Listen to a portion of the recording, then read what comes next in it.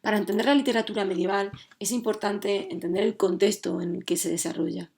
Por ello, este vídeo intenta ser una introducción al mundo medieval y además un punto de partida para que vosotros indaguéis y entre todos podamos reconstruir el mundo de la Edad Media. La Edad Media abarca desde la caída del Imperio Romano en el año 476 hasta el siglo XV, con la caída de Constantinopla. En España esto va a coincidir con el descubrimiento de América y la expulsión de los judíos en 1492. Ahí tenéis un mapa en el que podemos observar hacia qué puntos del mundo migraron los judíos entre el siglo XV, XVII y XVII, XVIII. Esta época en la península ibérica está marcada por la Reconquista y en Europa por las cruzadas, que se trataban de expediciones cristianas enviadas para rescatar los lugares santos. La Edad Media se caracteriza por los siguientes aspectos. En primer lugar, por la presencia de la religión, Dios como centro del universo, es decir, el teocentrismo. Está presente en la sociedad, en la política y en la cultura. Tras la invasión árabe y hasta el final de la Reconquista, es decir, el año 1492, en la península conviven en paz cristianos, judíos y árabes, lo que dio lugar a una rica cultura que ha llegado hasta nuestros días. La sociedad era estamental, una sociedad rural que sigue una estructura piramidal. A partir del siglo XIII, el auge del comercio permitió el renacer de la vida urbana y así la aparición de la burguesía, con los artesanos y los comerciantes. Ahí tenéis la imagen de la pirámide invertida, los estamentos privilegiados, el rey en la cúspide, después está el alto clero y la alta nobleza, posteriormente el bajo clero y la pequeña nobleza, y por último los estamentos no privilegiados, los siervos y los campesinos. El sistema social, económico y político de esta época es el feudalismo. Hay una serie de conceptos clave, como por ejemplo el poder nominal, que lo tienen los reyes, pero el poder real era de los nobles. Para que el sistema funcionase, los reyes debían contar con el apoyo de los nobles.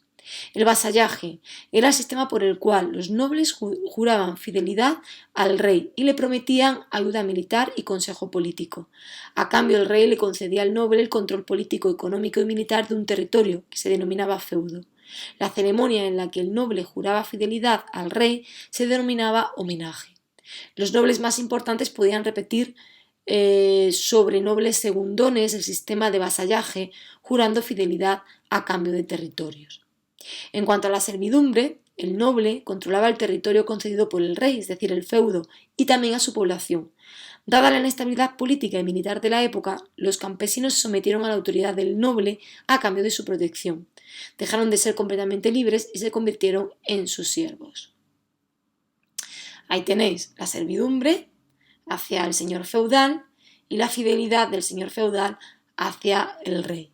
Al contrario, el rey le da feudos a los nobles y los nobles protección al campesinado. Podéis observar aquí una ciudad medieval de Francia, Carcassonne.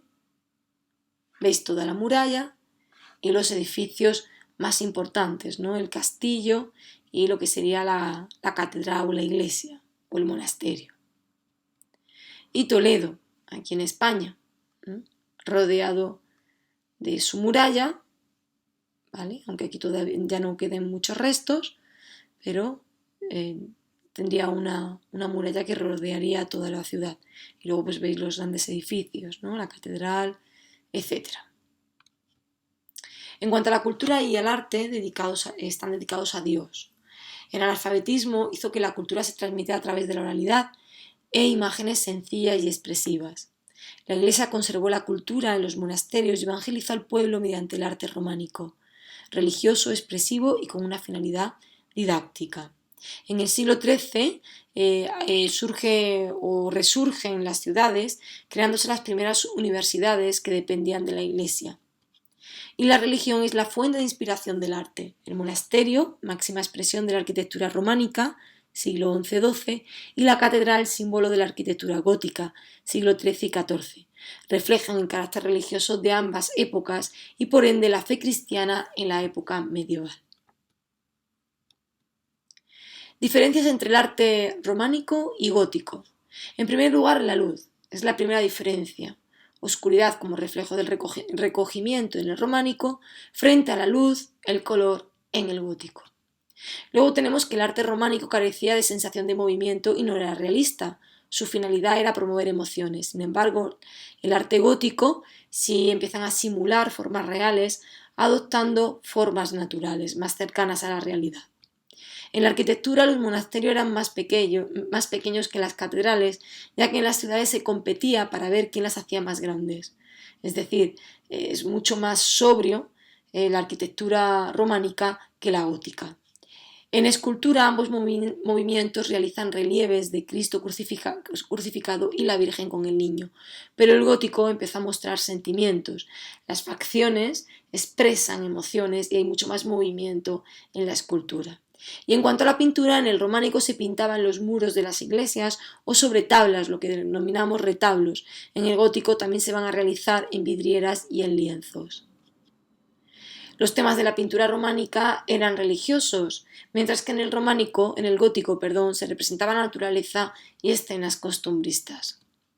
Aquí tenéis una serie de imágenes en las que podéis ver tanto escultura, pintura y arquitectura gótica y románica.